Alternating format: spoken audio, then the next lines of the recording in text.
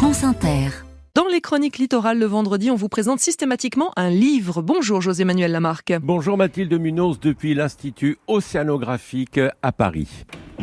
Et oui, vous êtes dans l'antenne parisienne de l'Institut océanographique monégasque et vous recevez son directeur général, Robert Calgagno, pour nous parler des mondes polaires. Robert Calgagno, vous avez commis un ouvrage sur les mondes polaires. Les mondes polaires à Monaco, on peut dire que c'est une longue histoire. Alors, ça fait à peu près 120 ans qu'on s'intéresse au monde polaire à l'Institut océanographique de Monaco, puisque notre fondateur, le prince Albert Ier, donc le trisaïeul de son Altesse Sérénissime, le prince Albert II, le prince régnant de Monaco en ce moment, a monté 4 expéditions et explorations également au Svalbard, donc Spitzberg à l'époque, tout au nord de la Norvège, au-delà du cercle polaire arctique. Et à l'époque, c'était une terre inexplorée. Il a mené des explorations, expéditions scientifiques, de découverte, de cartographie, à tel point que tout le quart nord-ouest du Spitzberg s'appelle la terre du prince Albert Ier, tout simplement.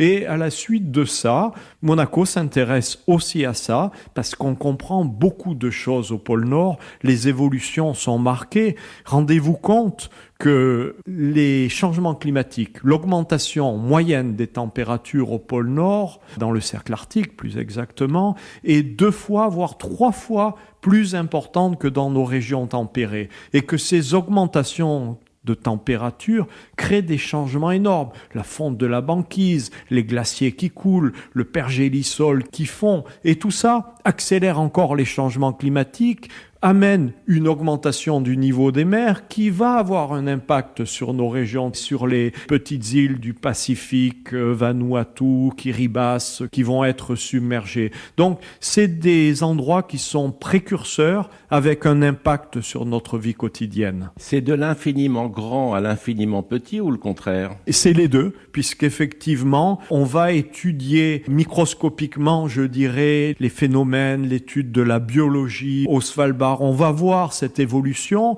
et on va étudier également les grands changements macro à l'échelle de la planète avec des possibilités, par exemple, d'évolution, de modification des grands courants transocéaniques qui sont en quelque sorte la centrale de régulation thermique, de réfrigération, de réchauffement de notre planète et qui risquent d'être bousculés par la fonte de la banquise, par la fonte des grands glaciers, des énormes glaciers de l'Antarctique. Donc c'est le petit et le grand qui se combinent et qui ont une influence sur l'homme.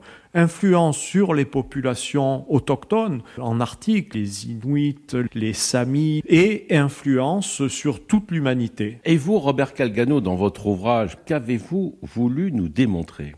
Écoutez, les mondes polaires, effectivement, après les coraux tropicaux et autres tortues qui se trouvent plutôt dans des eaux chaudes, nous sommes intéressés aux mondes polaires parce que les mondes polaires sont un vrai laboratoire, ou je dirais presque mieux un précurseur des évolutions climatiques, environnementales de notre planète. Alors, nous avons accueilli, et c'était d'ailleurs la première fois qu'ils se rencontraient à cette échelle, les scientifiques de l'Arctique et les scientifiques de l'Antarctique. Donc, on écoute leur science, le savoir, de manière nous-mêmes à en tirer une base que nous portons au grand public. Et à ce titre-là, le livre nous aide à recueillir et à structurer ce message. Et ensuite, ce message, on le décline en mettant en œuvre une superbe exposition qui s'appelle Mission polaire et que vous pouvez découvrir en ce moment au musée océanographique de Monaco. Merci Robert Calgagno. Au cœur des mondes polaires par Robert Calgagno est édité chez Glénat. À lundi, Mathilde Munoz. À lundi, José-Manuel Lamarque.